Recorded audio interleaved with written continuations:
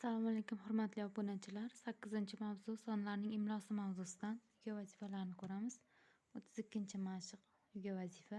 O'qing, sonlar qaysi otlar bilan bog'lanib kelganini aniqlang va ularni yonma-yon yozing.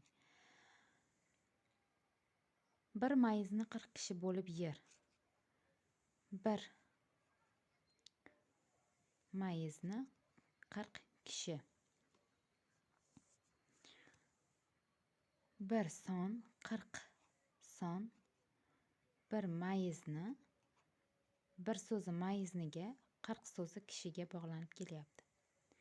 Birniki mingga, mingniki tumanga. Birniki ot, mingga bu son. Mana shu otga bog'lanyapti. Mingniki tumanga. Bunisi bu ming tumanga bog'lanyapti. Bir kattaning gapiga kir, bir kichikning.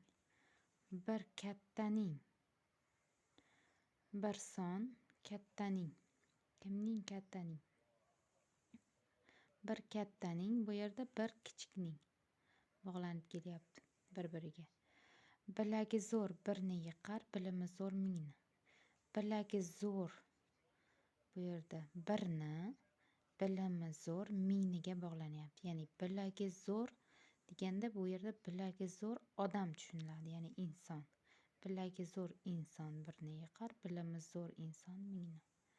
Shuning uchun bilagi zo'r birni, bilimi zo'r mingniga bog'lanib kelyapti. Bir kishi ariq qazir, ming kishi suv ichar. Bir kishi, ming kishi. Bir kishiga bog'lanyapti, ming bu yerda kishiga bog'lanyapti.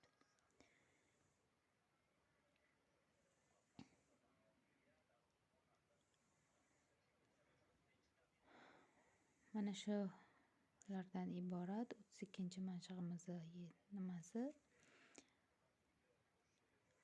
Demak, sonlar qaysi otlar bilan bog'lanib kelganini aniqlang va ularni yonma-yon yozing deyapti. O'zi bog'langan, mana shu yuqorida aytib o'tganimdek, o'zi bog'langan so'zlar bilan yoziladi.